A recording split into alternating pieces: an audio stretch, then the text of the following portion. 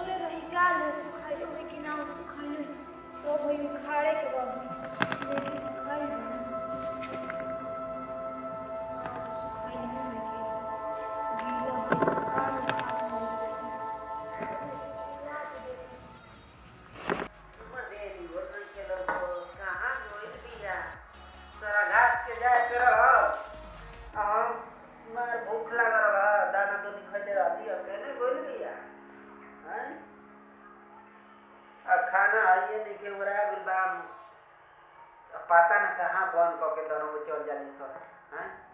ये तो भैया नहीं अगवा उन देखता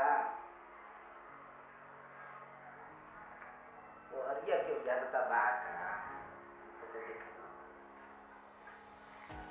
इस बार आ दे तो बताओ बोले घास से एक मुझे घर आ गए हैं अब वो खन चला कुछ काम करे तो मन नहीं के कर चलो ये क्या किया अरे ये क्या करता हूँ काटी करते हैं देखो तो नहीं दो तीन दिन तक दिन अच्छा करता है तो खा लो मैं के बैठो बिजनेस तो लगा तो तू नहीं अब जान कहीं कहां वो हसुआ लेके जब ये का घर बने तू घर में तो बंद कर ले वाली हमर भूख लागल बा पर वो फिर घर जाओ तो नहीं और कहां बोले खाना ले नहीं आइए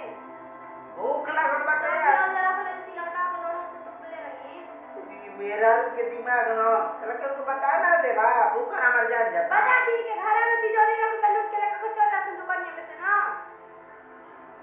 और वो हमरा के पूर्वक समझ कर पूर्वक तो हमर ले खाई त बिना मुआ बा के नहीं भूख है मत खावे और घर पर खा ली तर पता बा बोले एक बोझ घास गोल देने रहती अब कोबे से जो आता नहीं के रे पूछा तो सबके बताओ दे के कहां पर है कि आ नहीं तो साथे चली त घर है आपको थोड़ी बात बारह लेना पहुंचे बजे गाड़ी 800 का स्कूल डर की नवाई आ हमारे आई पैसा तक जगता हां जानता नहीं रात हमारे का बड़ा महीने में हुआ या अच्छा लगे नहीं तो महीने में बट काहे कॉल हमने 800 के किन्ने राती जाकी ते गो तुम पैसी हम आओ तो स्वेटर की नवाई लगे का जरूरत है बता वो जाए दीदी जाए घर ना तो भी और पहले जाए आ चाहे अपन छोटी बहन के दे दे का सही नहीं है चल ये तक हमारे कमर पता था सही करिया अच्छा तो थैया काली त का हो जाए और तारा खाती हम करना तो तू पता अपन है कि हमार बहन ना छोटी है दे दम तक घट गई कि देला से बड़ वही करेला तो हम मांगे तो काहे ना दे अच्छा अब रहुआ वगैरह देख दे कि रहुआ के वो चिंता है रहुआ भाई ना गजब रहो अरे छोड़ी चाबी तो रख ले में लोढ़ा के नीचे जाई तो खाई घरे खाना तो क्या आधा घंटा बाद चलो फिर हम कहा आधा घंटा पेट में चूहा कूदे तो आधा घंटा रही तो चलिए तो बातें खाली खिला आजा तो करिए तो मरते नु काटे के बा चलिए तब